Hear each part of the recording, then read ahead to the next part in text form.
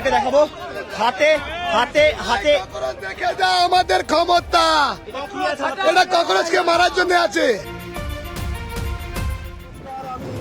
আপনারা দেখছেন এই সময় লাইভ। এই মুহূর্তে আমরা দাঁড়িয়ে আছি শিয়ালদা স্টেশনে।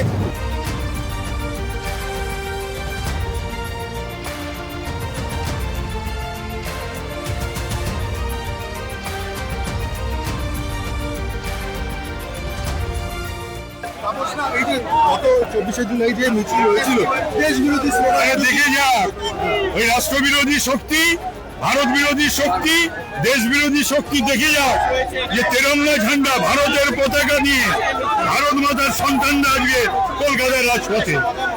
এবং বারবার বলা হচ্ছে যে দেশ বিরোধী স্লোগান সঙ্গে সাংবাদিকদেরও নিগ্রহ করা হয়েছিল ওই দিন। কি বলবেন সেদিন? দেশ বিরোধী স্লোগান বরদাস্ত করবে না ভারতীয়রা।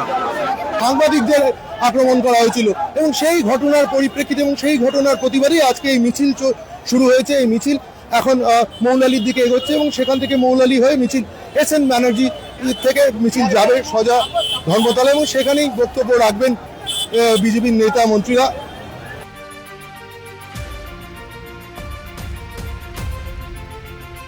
আজকে এই যে রাষ্ট্রবাদের জাতটা দেখতে পাচ্ছ, ভারত মাতা কি জয়, বন্দে মাতরম, যারা ওই মিছিলে বলেছিল ভারত তেরে টুকরে হোঙ্গে এবং আমাদের রাষ্ট্রধ্বজকে যারা অপমান করেছে, আমাদের সাংবাদিক ভাইদেরকে নিগ্রহ করেছে, মানে করেছে, অপমান করেছে, আমাদের মুখ্যমন্ত্রী কিন্তু বলেছেন যে হিসাব হবে, যে আইন আছে আইনের, কেন আগে শাসকের আইন ছিল, এখন আইনের শাসন আছে, কাউকে বাদ করা যাবে না।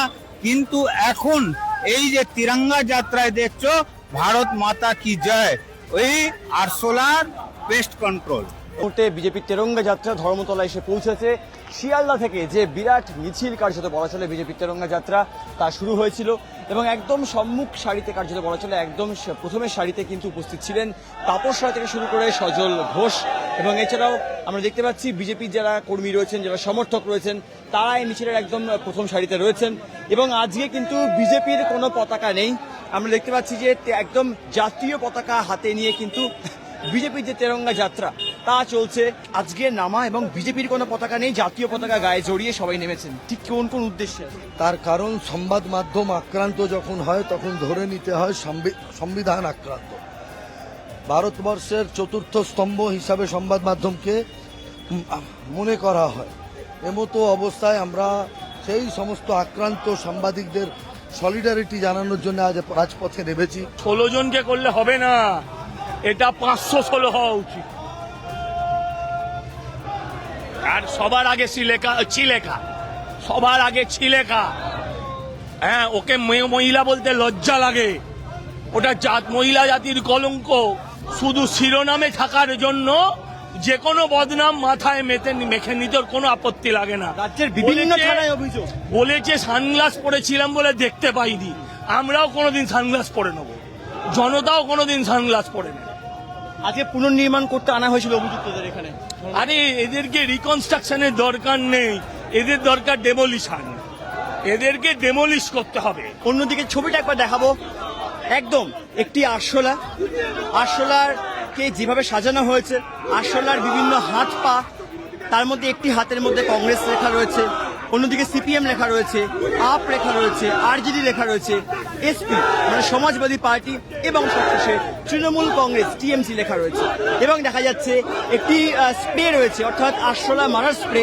সেই স্প্রের মধ্যে কিন্তু ন্যাশনালিস্ট পিপল অর্থাৎ রাষ্ট্রবাদী মানুষ এইটি লেখা রয়েছে এবং সেই স্প্রে দিয়ে কিন্তু এই যে আরশোলা তা মারার চেষ্টা চলছে। সমস্ত বিষয় মিলিয়ে শিয়ালদা থেকে ধর্মতলা পর্যন্ত এই যে তেরঙ্গা যাত্রা বিজেপির, সেই বিজেপির তেরঙ্গা যাত্রায় আমরা দেখতে পেলাম যেখানে সজল ঘোষ তিনি জাতীয় পতাকা হাতে নিয়ে সামনে ছিলেন, একদম রিতেশ তিওয়ারি তিনি সামনে ছিলেন, এছাড়া বিজেপির একাধিক উচ্চস্তরের নেতৃত্ব তারা সামনে ছিলেন। সমস্ত বিষয় মিলিয়ে শুক্রবার যে ঘটনা বা যে অর্থাৎ পরিস্থিতির সাক্ষী গোটা কলকাতাবাসী ছিল, ঠিক এই সময় দাঁড়িয়ে একদম এই মুহূর্তে ঘড়ি কাটা বলছে 4:45 বাজে। এই 4:45 শুক্রবার দিন দরিনা ক্রসিং এ যা যা হয়েছে তার বিরোধিতা করে, তার প্রতিবাদেই আজ বিজেপি তারা তেরঙ্গা যাত্রা করলো। ক্যামেরায় মৈনাবতীর সঙ্গে সুব্রজিৎ চক্রবর্তী, এই সময় লাইভ, কলকাতা।